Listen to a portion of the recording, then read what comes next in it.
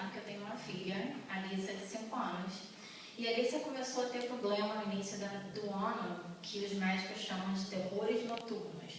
Não é igual a pesadelo. Porque pesadelo, a criança acorda, está ciente, sabe o que aconteceu, você pode conversar com a criança, pode acalmar e botar a criança para dormir de novo.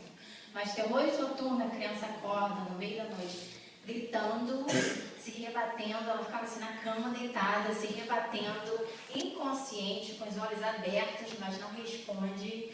Assim, é meio assustador que o pai vê um negócio daquilo, sabe? E ela era toda noite, já tinha quase 6 meses que ela estava fazendo isso. Levamos ela no psicólogo, ela foi psicóloga há meses e não passava. O psicólogo mandou a gente no especialista de sono, não passava. Fizeram um exame que fazem, um estudo noturno, ela ficou na clínica a noite inteira, com um monte de frio na cabeça, para ver o porquê que ela estava fazendo aquilo e não passava. Aí a gente começou a orar, eu comecei a pedir a Deus. Cheguei ao pastor, pedi ao pastor para orar por ela uma noite, pedindo a Deus para tirar esse mal que estava perturbando o sono da minha filha. Porque estava na minha casa, da minha filha, estava perturbando a nossa vida. Já tem algumas semanas que o pastor orou com alguns membros da igreja. Desde o dia que o pastor orou, ela nunca mais acordou. Amém.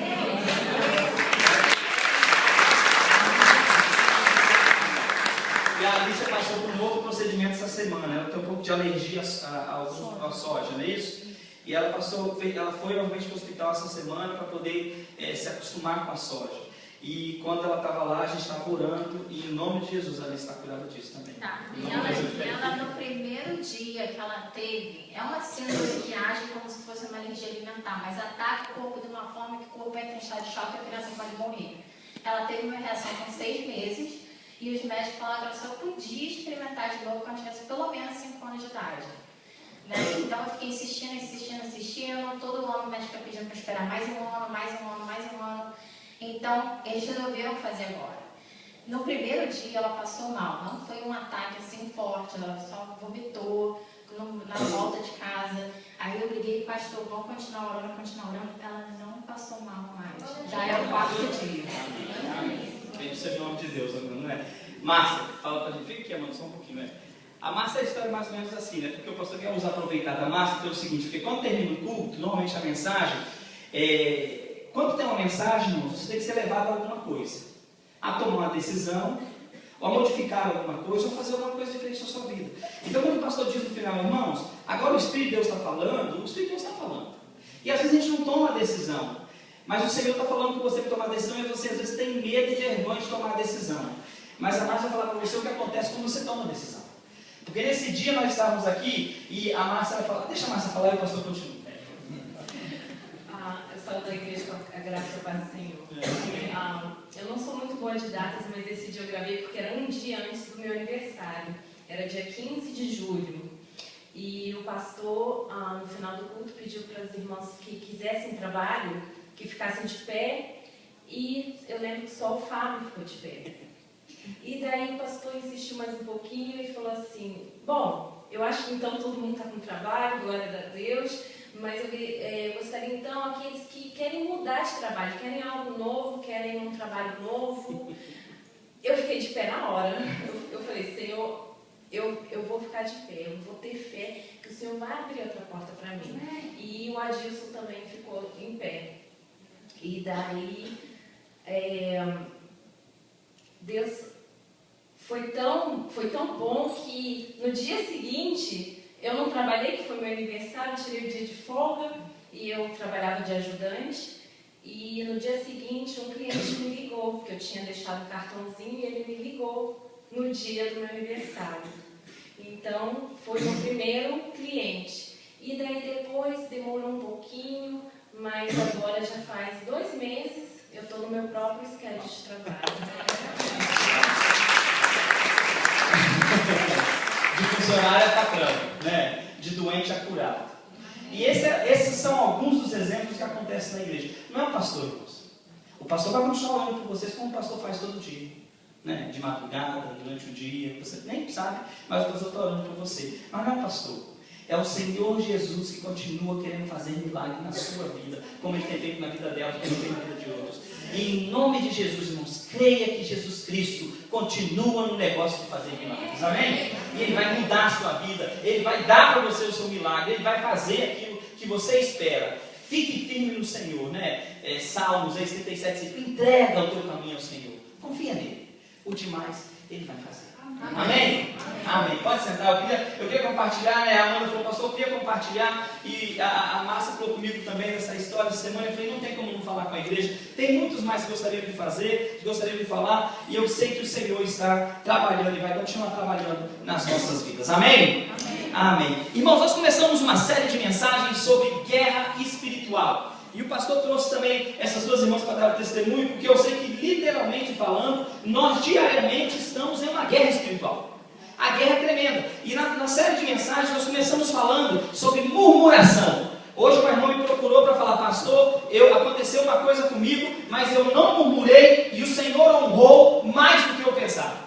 Então, antes de você murmurar, peça a Deus e Deus vai fazer a diferença na sua vida. Deus vai mudar aquilo que Ele tem que mudar na sua vida. Não murmure. E na semana passada eu falei para os irmãos sobre a importância de nós estarmos preparados para a batalha. Porque a batalha existe, né? Você está olhando aqui para mim agora e eu literalmente não sei o que está na sua cabeça. Hoje é que dia? Hoje é dia 16, né? Você pode estar pensando assim, amanhã o pastor está falando aí, está demorando muito, amanhã vence a TIPO, a TICO, né? A eletricidade, eu não tenho dinheiro para pagar, acho que vou pedir ele emprestado depois do culto, né? Você está olhando para mim aí e fala, pastor, não sabe o que está acontecendo, amanhã eu tenho que resolver um problema sério. Né? Você está olhando para mim, eu não sei o que está acontecendo na sua cabeça, eu não sei o que você está pensando, porque nesse lugar aí só você que sabe, só você que pode trabalhar, o Espírito de Deus sabe. E é exatamente aí nesse lugar, na sua mente, aonde acontecem as batalhas espirituais. E nós temos visto a importância de nós estarmos ao lado de Deus e estarmos preparados para a batalha, preparados para o combate. Eu não sei como é que é, né, Paulo? Mas se você chamar alguém lá para ir trabalhar com você, e o camarada for lá trabalhar com você, e ele não souber colocar o tile, não for preparado com as ferramentas necessárias, não tem como trabalhar. Se você chama alguém para ir colocar uma porta numa casa e o cara não sabe colocar a porta, não tem ferramenta, não tem como fazer. Então você tem que estar preparado para a batalha.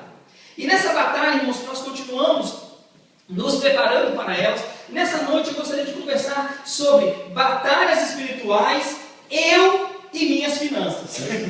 Pastor, não vai falar sobre dinheiro toda hora, não? Né? Quem já viu o pastor falando sobre dinheiro na igreja? O pastor não fala sobre dinheiro, né? Eu não vou falar sobre dinheiro, né? Não vou falar sobre dinheiro, vou falar sobre as suas finanças. Porque, né, vamos colocar assim, a igreja está bem, obrigado. O Senhor Jesus precisa de algum dinheiro da gente? Não. De jeito nenhum. E nessa noite eu não vou pedir dinheiro para o Senhor Jesus nem nada. Mas eu quero falar com você o seguinte, que se você não colocar em ordem as suas finanças, você está perdendo a guerra espiritual que acontece com você.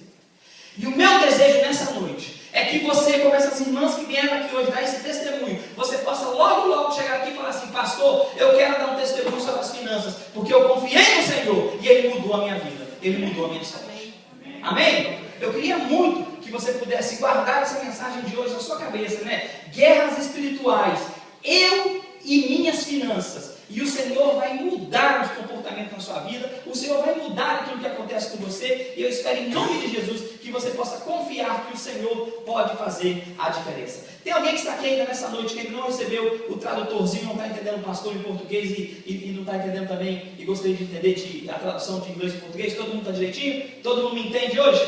Né? Está com o seu tradutor? Ah, que bom, isso mesmo, amém. E os hispanos que vêm aqui, né, todos eles, os chilenos, colombianos, pastor, eu te entendo, que bom que me entende, né? Posso falar um pouquinho mais rápido então, Mariela?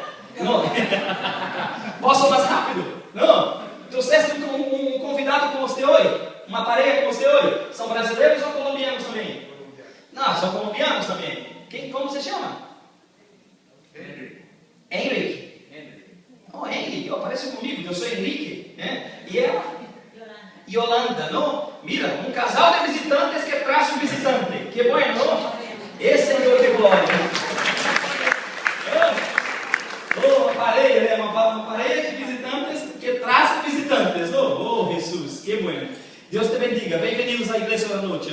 Se hablo muito rápido, me perdona. Depois le dou a tradução, tá bom? Então são guerras espirituais, é isso? Trabalhando nas nossas finanças. Eu e as minhas finanças. E o texto dessa noite, irmãos, está no livro de Lucas, no capítulo 16, verso que vai vai de 19 até o verso 31. Você podia ficar de pé nesse momento? Nós vamos ler o texto da palavra de Deus. Lucas 16, 19 a 31.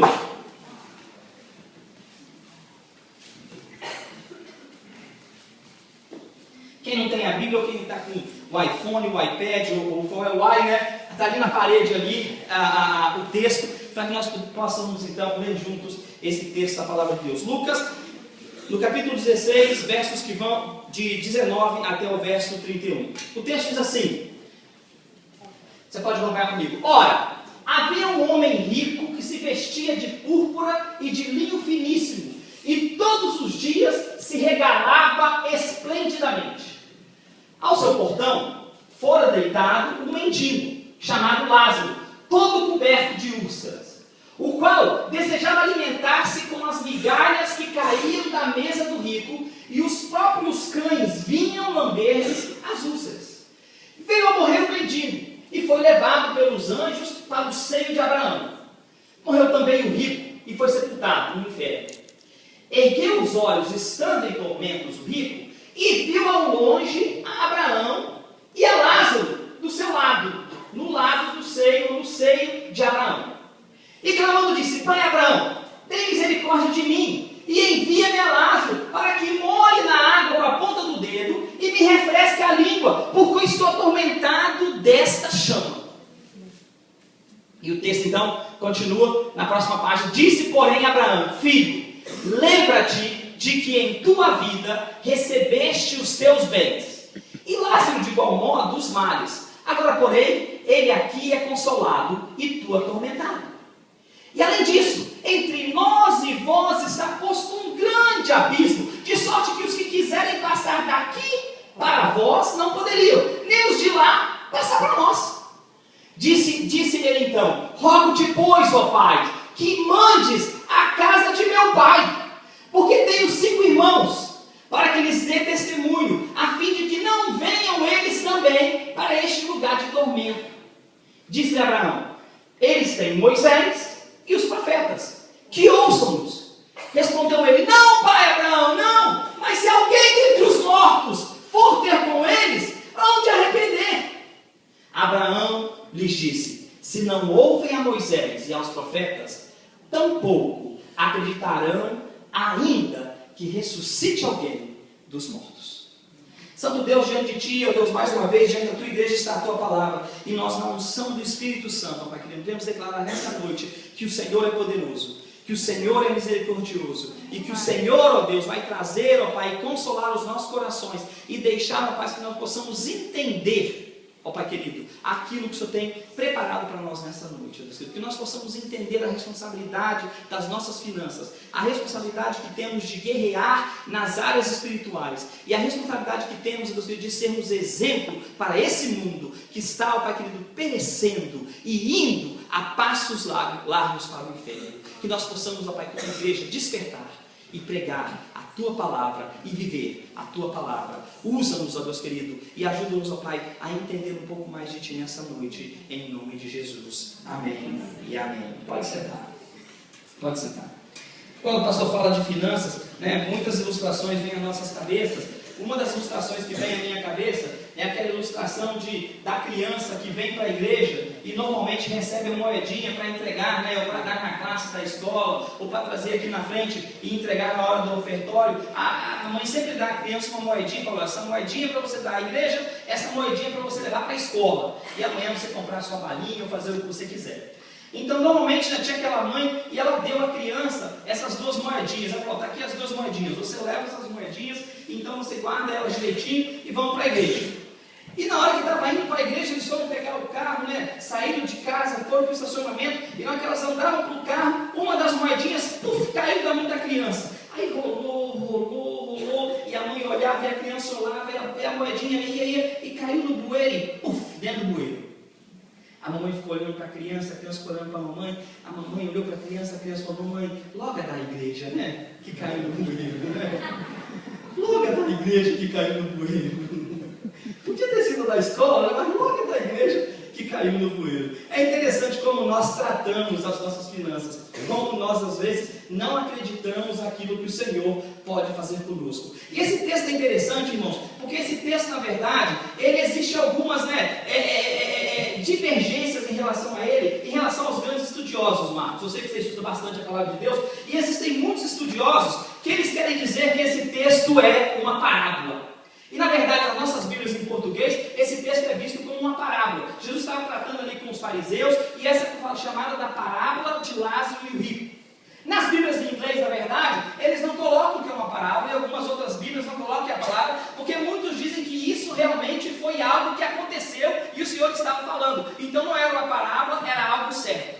Não aqui, não lá, se foi uma parábola, se não foi, eu creio que provavelmente foi uma parábola do Senhor Jesus, não é isso? Mas sim ou não, é uma história tremenda para as nossas vidas. E o Senhor está tratando aqui com uma classe de pessoas, que é uma classe de pessoas tremenda, e é uma classe de pessoas problemáticas, e é uma classe de pessoas chamados fariseu. Olha para quem está do teu lado agora, bem no olho, e fala para a pessoa, me explica o que é fariseu. Me explica o que é fariseu. O que é um fariseu? O que é um fariseu? Pastor já me perdeu aqui, né? O que é um fariseu? Fariseu era uma parte do grupo dos judeus, que eram aquelas pessoas que elas queriam fazer as coisas muito certinhas. Elas eram até o fim com a lei. Elas queriam praticar aquela lei até o final. Elas eram corretas em tudo, queriam ser corretas em tudo. Mas naquilo que o Senhor queria, que era o amor do coração, elas não eram. Então eram aquelas pessoas que, na verdade, pareciam ser, mas não eram. Parece que era, mas não era, né? E isso é interessante. Isso é interessante, porque muitas pessoas querem ser uma coisa e não são. Então existe aí, algumas palavras que determinam essas pessoas, mas o fariseu era mais ou menos assim, dentro da religião judia. E o Senhor estava dizendo para ele, olha, vocês têm que tomar cuidado em relação às riquezas. Porque o fariseu, na realidade, ele achava que ele era rico, porque ele fazia as coisas do Senhor com muito cuidado. E existe uma coisa tremenda hoje, irmãos, quero falar com vocês. Existe uma teologia, né, que é a teologia da prosperidade, que todo crente nasceu para ser rico, que você vai ser rico, e tem igreja pregando isso já há 10 anos, e o povo continua pobre. Os irmãos já viram isso? Porque não é nova a teologia dessa teologia da prosperidade. Mas há 10 anos que a pessoa vai na igreja e fala, pastor, não, tem gente que já morreu e continuou pobre. Né? E por quê? Porque a Bíblia diz o seguinte, o Senhor disse, vocês sempre vão ter os pobres no meio de vocês. O Senhor Jesus falou isso. Vocês vão ter os pobres. Então o Senhor Jesus, ele pode mudar a sua sorte, ele quer mudar a sua sorte, mas não necessariamente vai mudar a sua sorte porque você é bonzinho e cumpre a lei. Não é isso que a Bíblia diz. Não é isso não. Ah, se eu levar o dinheiro na igreja e entregar o dízimo e oferta lá, o Senhor vai cuidar de mim. Sim, ele vai cuidar de você. Mas ele não está preocupado com o dinheiro que você traz. Ele está preocupado com a sua obediência, com a capacidade daquilo que você faz. Deixa o pastor dar um exemplo nisso, só para poder liberar. E eu posso falar isso com muita tranquilidade para todos vocês, porque eu não sei quem entrega dízimo direitinho na igreja. Eu não saio atrás dos tesoureiros, eles estão aqui, o Weber, o Robson e o D'Angelo. Eu não saio atrás, ei, quanto que o Gesiel deu? Quanto que era o dízimo da Marcelene? Quanto que é o dízimo da irmã Maria? O pastor não faz isso, não sabe quem dá, quem não dá, porque o pastor não está preocupado com isso. O pastor está preocupado com a sua vida espiritual. Mas eu quero falar uma coisa para você. Quando você entrega, o Senhor está preocupado com aquilo que você faz. Porque o Senhor conhece o seu coração. Ele sabe o seu coração. Ele sabe se o 10% é 10%. Né? Não, essa semana o meu carro quebrou, eu tive que ir para o hospital, então eu ganhei 1.000, mas gastei 50 com o hospital, gastei 100 com o carro que quebrou, e sobrou só 40. Na verdade eu ganhei só 40, então meu dízimo é 40, é 4, mas eu vou dar 2 hoje, dou 2 no mês que vem, no ano que vem. Você vai ter gente que faz isso, faz uma barganha com Deus tremenda. Isso não tem problema nenhum. Não tem problema. O problema é o seguinte, é quando você está fazendo aquilo que você sabe que não é aquilo que o Senhor quer do seu coração, mas para as outras pessoas você quer mostrar que você está fazendo mais do que você está fazendo. Isso é ser fariseu. Entenderam agora com clareza o que é? Fica quieto. Faz o seu tratado com Deus, você está entregando o seu dízimo ou não? Eu não estou preocupado, a igreja não está preocupada com isso. A minha preocupação é a sua vida espiritual com Deus, porque eu digo para você o seguinte, buscai primeiro o reino de Deus e a sua justiça, e as outras coisas serão acrescentadas. Ou você acredita isso ou você não acredita. O fato de vir à frente e entregar o dízimo é indiferente. O fato de você sair do lugar e vir aqui, assim na igreja, o que você vem aqui na frente. Porque isso, irmãos, é culto ao Senhor. É você falando, Senhor, está aqui o meu trabalho da semana. Aquilo que é meu eu vou guardar para mim. Mas aquilo que é teu, eu estou trazendo de volta e entregando. Bendito seja o nome do Senhor. Porque eu trabalhei porque o Senhor me deu saúde. Eu trabalhei porque o Senhor me deu trabalho. Eu trabalhei porque o Senhor cuidou de mim. Porque se eu não tivesse enfermo no hospital, eu não teria trabalhado. Então, ao invés de você agradecer, isso você faz de agradecimento. E não existe dízimo maior para um nem menor para outro, porque é 10% daquilo que você ganha. Então, é a mesma coisa para todo mundo. Mas o pastor está pregando aqui que as bênçãos que você recebe está relacionada com ao dízimo. É isso que eu estou pregando. Mas o que eu estou pregando para você é o seguinte: se você é desobediente no dízimo, irmãos, que é a coisa mais fácil do mundo entregar o dízimo. Fala para você uma coisa: entregar o dízimo do Senhor, dar os 10% que é o do Senhor, é a coisa mais fácil. Se você é desobediente no dízimo, sabe-se lá o que mais você é desobediente lá fora. Então a minha preocupação é que você esteja firme no Senhor, naquilo que o Senhor tem no seu coração. E quando o Espírito de Deus tocar no seu coração, que você se arrependa. E se você está em atraso com o Senhor por alguma coisa, no que seja, no seu compromisso, na sua vida, na sua adoração, você possa ajoelhar e falar: Senhor, até aqui eu tenho agido de maneira errada, mas daqui para frente eu vou agir de maneira certa. Tinha um rapaz lá em Nova York que ele me procurou uma vez e falou o seguinte: olha, eu estou muito zangado com o pastor. Ah, tá. Estou zangado com o pastor. Ah, tá. Estou zangado com o pastor tanto que eu estou com um dízimo aqui de 1 ano e meio. Estou guardando na minha casa. 1 ano e meio guardou tudo na casa. Pelo menos ele guardou. Tem gente que já tinha gastado, né? E aí eu falei para ele: rapaz, em nome de Jesus, entrega. Não quer entregar nessa igreja? Procura um lugar onde você sabe que o Senhor está ali. O certo é você entregar nessa igreja, porque você não usa essa igreja. Você não escuta a música, não é gostoso ouvir o Gesiel? Não é aqui que você ouve o Gesiel? Não é aqui que você ouve a palavra? Você se alimenta aqui e entrega em outro lugar? É meio complicado isso, não é? Então é bom você entregar onde você é mesmo. É isso que a minha palavra Deus para a gente. Agora, se você não está satisfeito, procura a diretoria. Se não resolveu, entrega onde você quiser. Eu falei: entrega isso ao Senhor. E quando ele entregou aquilo ao Senhor, foi um alívio grande nele. E no outro dia, Deus deu um trabalho para ele para ganhar 3 vezes mais do que ele ganhava. 1 ano e meio não teve trabalho para segurar o dinheiro de Deus. É assim, irmãos.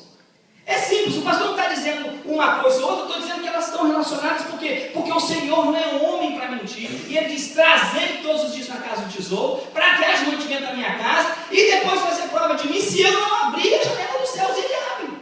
Agora, se você quer a janela aberta para você, é um problema seu. Eu quero a janela aberta para mim e vou continuar servindo a meu Deus. E a minha oração é que a igreja cada dia entenda isso, para que nós possamos ter mais missionários, para que nós possamos investir mais dinheiro nas crianças. Essas crianças são o nosso futuro. Elas precisam de tudo aquilo que nós podemos dar para elas, tudo. Essas crianças que vêm aqui à frente, irmãos, elas são o nosso futuro. Ensina a criança o caminho que deve andar, e até quando crescer não vai se envelhecer, não vai se separar dele. E nós não entendemos isso. Se não entendermos isso, como vai acontecer? Temos que investir nelas. Precisamos de lugares melhores para elas, precisamos de classes melhores para elas, professores melhores, brinquedos melhores, mais festa. Precisamos disso para as crianças, para que elas queiram vir à casa do Senhor. Por isso que hoje a geração americana está toda perdida. Os pais não conseguem mais levar os filhos para a igreja. Por quê? Porque se esqueceram da importância que elas têm. E hoje pagam bem mais caro.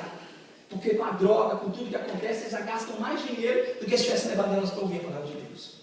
De qualquer maneira, irmãos, esse texto fala para a gente de lá se